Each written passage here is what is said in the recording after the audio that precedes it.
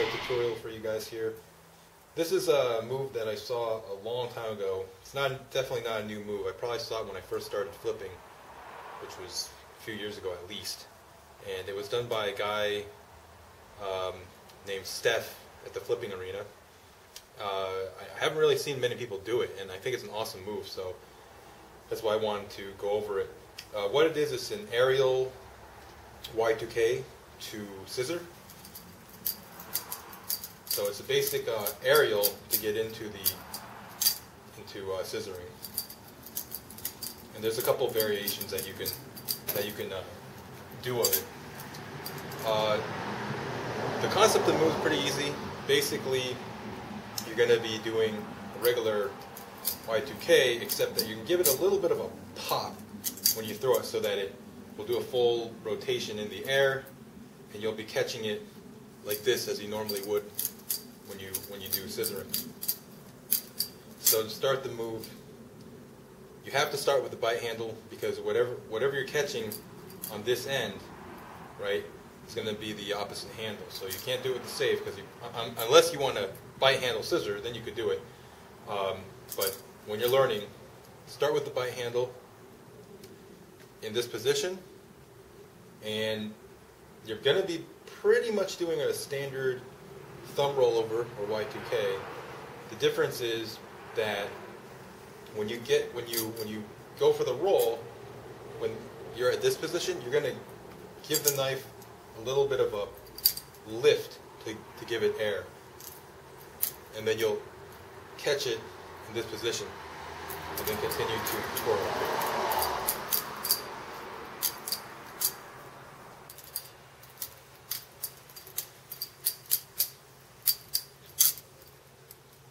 So again, the motion, if you notice my hand motion, it's kind of a down and then up. So you're almost doing like an oval shape, and the upward motion is more of a pop, so that when you release the knife, it gets enough.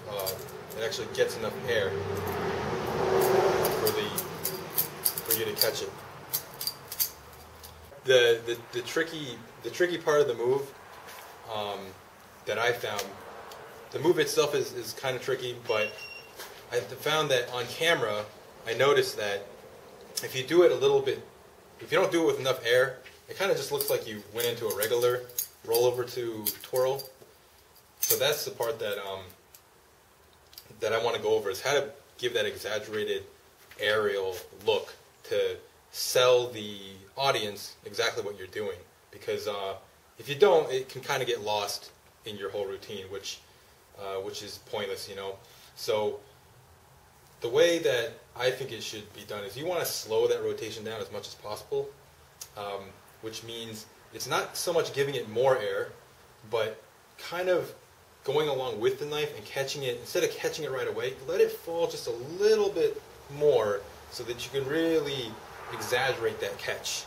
That way people understand that it's actually an aerial that you're doing. So you can catch it very, very fast like this.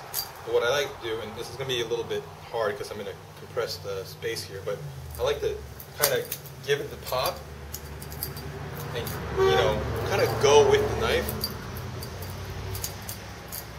Slow down my catch a little bit so that you can really, you know, let whoever's watching know that you are in fact doing an aerial. So I think that's kind of the trick. You don't want to just, you know, if I do that, it's just not enough time in the air to really... It doesn't look like you let go? Yeah, it doesn't really look like I let go. I caught myself when I was filming myself.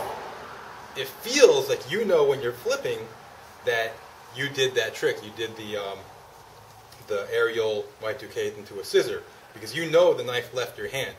But when you watch it on camera, the brain doesn't register that, because obviously you're not the one flipping, you're watching. So you really have to get the aerial part translated well to the camera. The only way you can do that is much easier if you're standing, because then you have even more room to work with. But you really want to slow down that rotation and catch it just a little bit later, so that you know, people see that you're throwing here and you're catching here. It's like kind of the same reason why I let my meat grinders and other tricks like that take a real long dive, and I always reach a little more to catch it. Yeah, I found that, you know, the thing is, it's a fine balance, because if you're reaching, then it looks sloppy, but if you're too quick with it, then you don't see the trick in its entirety. So it's a fine line. It's just like, you know, what Lucy's saying here. I reach in a very linear way on purpose, like straight to the point of apex of where it's going to land, right to the catch, you know, slam like that. It's kind of doing the same thing. It's kind of like going right to where it's going to be. When Lucy does a Van Gogh, you know, he's like delaying his. I'm like out of frame here, but he's like delaying the when the knife is right here, then he goes like this, and he's catching, whereas you'll see a lot of people's hands are already be dangling here, and they're waiting for the knife. They're throwing it to their hand. Yeah, so, and I mean, like, it doesn't sell the effect of the power aerial if you're sitting here like this, and then you just catch it. Whereas if you throw it and there's a lot of air, and then you quickly move and then catch the knife, people understand. Oh wow, okay, he's moving his head and he's catching it behind his head. You know, it sells that to the audience a lot more when you're doing it in two steps. And likewise, when you're doing this move, you know, if you're just really quick like that, you know, it's a little bit, it's smooth, it's nice, but you want to let people know, oh, okay, he's catching it a much, you know, the knife is making a full rotation in the air, and then he's catching it, you know.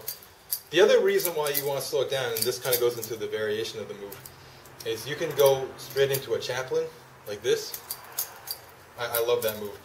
And that translates well to transfers as well. So if you give it more time, you can actually catch it with your opposite hand and go into the scissor, which is nice.